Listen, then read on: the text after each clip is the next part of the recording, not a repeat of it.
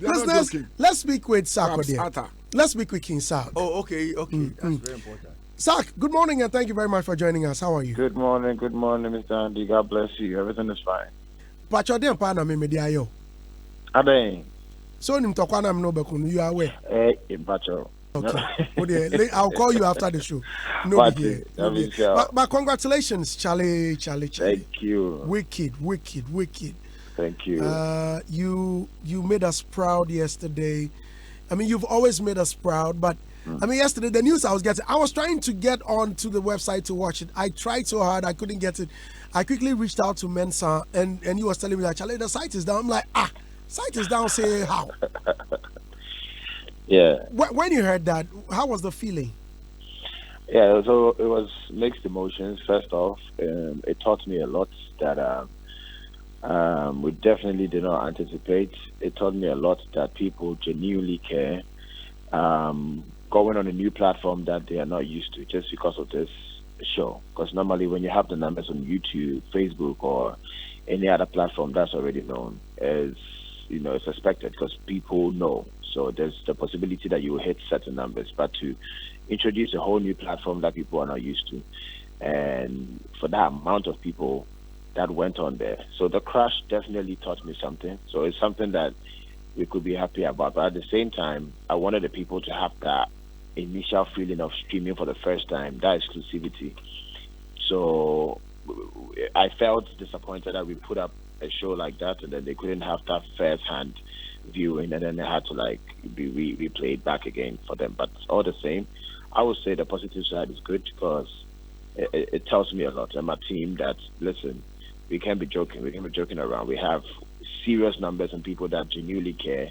And then in these times when we have this virtual reality situation, we have a good opportunity of getting numbers and still, doing business while not meeting the people physically. So yeah, it taught me two things, both negative and positive. How many people were you expecting? Thinking about the process of people registering, I just thought, I knew it could. I didn't give myself a number, but to be looking at getting close to 3 million or more, that wasn't something that definitely I had in mind. That at the spot, I thought maybe afterwards people would want to watch, and that would be like a lot of numbers as well. But on the spot, I just thought, maybe the Sark Nation, people who just want to watch Sarkodie perform. I didn't anticipate that it was going to be, that much. But looking at a new or a website that could be alien to the Ghanaian populace or Sark followers, Seek.com. Yeah. If not for you, I may not have heard about them. Exactly. What made you choose them? Did you choose because, I be King Sark and so I can direct traffic, I can get you the numbers, or you had already tried them or someone had recommended Seek? Yes.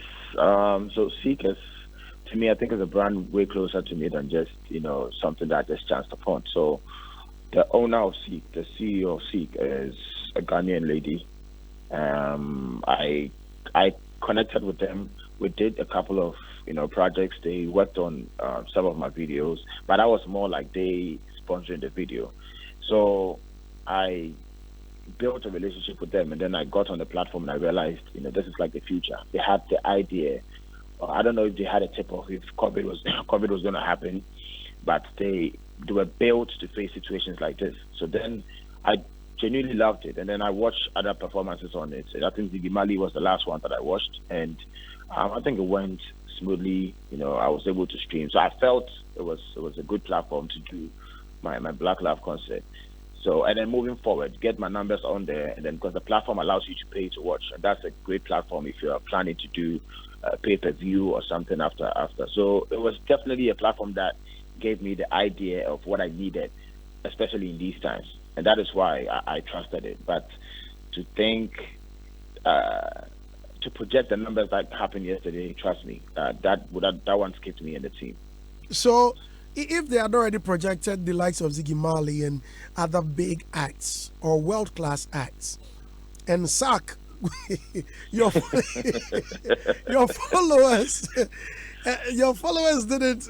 Did they tell you the reason the thing crashed? Yeah, we are yet to have proper conversation because it's just yesterday, and I think the team on that side were like on their toes trying to get things back to normal. I only felt for them because what I realized was, I think again as an education we need to make to our people too, because I started promoting this show from way back. I think if people were going to register, they should have registered like long ago. So at least we know the numbers that is on there. So what was happening at that point yesterday was getting close to the show. Now thousands and millions of people are trying to get in at the same time. And normally with these sites, they register these things as, I don't know, it's like a threat. It's IT stuff. It's like they feel like, hey, is somebody trying to hack our system and all these things. So they have system that naturally just stops it, or if I should say, like anything that's happening, like anybody who's trying to hit, they just see that as just numbers coming from somewhere that they don't understand. The system doesn't understand. So it's just we waiting last minute and everybody trying to get on. I think an hour or two before the show. And that one is very hard for even Instagram. The well-known Instagram crashed when Timbaland and Swiss Beats. Yeah, they were doing the verses. I don't know which people were there. I think it was two people, and it was a clash. And then Instagram Live doesn't take more than 1 million views at a time because nobody has done that before. Like, what are you going to do live that's going to command 1 million people? So I think in every situation now they learn to, okay, that means it's possible that it could happen because it's not possible to have all these people at once because normally people will buy tickets to go for shows. Mm-hmm. It's just that COVID is happening and then it's making things a bit different. So I think it's a situation for them to beef up how they approach these things. And I think Seek is still an incredible platform that people should feel like, they shouldn't feel like because what happened yesterday, that's what's going to be like the situation every time. Now, they are going to sit back and, not joke with the systems they put in place to be able to carry the numbers that happened yesterday. So, yeah. But congratulations, man! Thank you. It was a great show. This morning I was trying to catch SFs. Unfortunately, yesterday I couldn't watch. I must be honest. Oh. But yes, I've been watching SFs this morning, and the opening act. I mean, where you were planted. I don't know who put you there and how you got closer to that. I was like, I swear that particular performance. Listen, I had. I don't know if it was my house people trying to push me down because throughout the whole performance, because I really don't like height. So, okay. And where they even wanted me to stand, if I had done that, that would have been dope. But then I was like, let me just me all out. So I just said, listen, let me just manage where I was standing, and I wasn't going to move much. So thanks to the team and how they came up with that. I think first off, just choosing that place is just it's a statement, and then just being on top of that was like the icing on the cake. So yeah. Was it difficult getting that space? Yes, there's a lot of that's why we started way earlier. There's even as early as we started to get the permit to use the place. We got it like close to the show. We were trying to even have options to go. Maybe we'll go indoor like what everybody else was doing, which to me would have been just the regular shows. But we had the approval, I think 2 or 3 days to the concert. So that's when we were able to like sort it out. I've been trying so hard to reach you. For now, how is Angel doing? Yo, he's fine. Your manager, how is he? He's fine. I think the initial first 2-3 days was a bit more intense, but I think he's okay. So has he taken the bandages off? Yes, because what they had on his eye was supposed to keep the eye closed for 3 hours without opening. So they had to make it like very tight so that he doesn't open the eye. Well, I haven't spoken to him in a while. The last time we spoke, he was telling me that it is getting better. Yes. Have you spoken with Stonebwoy yet? Not yet. Has he called? Has he tried to approach you? Honestly, I just wanted this show to just happen, and then after that, I'll address anything else. I know I can't leave the people bare with this information. I normally don't. You know me already, I'm Miss Dandy. I wouldn't necessarily try to explain stuff, but I think this one deserves, some explanation. People have to know what actually happened. So now that the show is over, I promise, from tomorrow, I'll be dealing with that. I know be you this. Make we talk. Oh no. Just today, just in a great mood, trying to enjoy what happened yesterday. Yes. And I just want to keep the whole energy about the show. And right from tomorrow, we will approach that. We will have a conversation about that. Well, thank you. I respect your decision. But have you seen this apology video, though? We will talk about all that. Yes, we'll talk about all that. All right. Well, King Sark, well, thank you very much. But Thank hey, you too.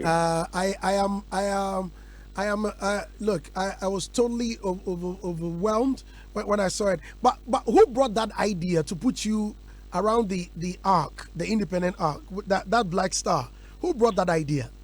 So it wasn't part of the script, but when we got there, we just knew that just performing there was going to be epic. Just the whole setup was just dope. So even if I started from the stage, but then I don't want to mistake who actually brought that up. I think George Quay was the one that I think George Quay and Kojo from Big Ideas. These two. Okay. George Quay always wanted me to do, even for VGMA. George Quay had been trying his best to get me to fly in the sky. And I'm like, yeah, Ghana, we don't have this insurance sorted, so. Hello. So, can you hear me? Yes, it's better. Better Yes. now. So I said to him that because our insurance policies is not too strong, we're flying in the air and doing all these things. If you fall, that's it. So sometimes I don't want to. Okay. I don't want to risk myself. But then I saw what they were saying. I went to stand by the roadside and look at the Black Star and then imagine myself there. So I just stood on the shoulders of one of my guys. They pushed me up there. Trust me, I was really nervous. But then we pulled it off. We had a drone shot. It was one take, so thank God we didn't do, we didn't have to do over and over again. So, yeah. Yesterday, as I was reading on social media, some of the comments, there were quite a number of them saying that, it's a sign of disrespect because it's a national monument and it shouldn't have been there. Did it ever occur to you that, well, people may have these kind of comments coming up? Yeah, no matter what you do, there's going to be comments. But our intent is what is important, because our intent is to, and the song, the choice of song that I chose is powerful, and it goes with, the message goes with my position and where I was standing. So to me, I think it's the message and the intent. So for people thinking, even if I stood anywhere, they will have something to say. But honestly, I think to me it was a powerful statement, and I don't see anything negative about it. Powerful statement it was. Well, thank you very much, King Sark. Thank you too. I've really enjoyed talking to you, but I am calling you after this show, and you know what is coming up. I'm giving you fire, serious fire. Charlie, we are proud of you, man. God bless you. Thank you. Bless you. God bless you. So that was Sarkodie. This is Hits.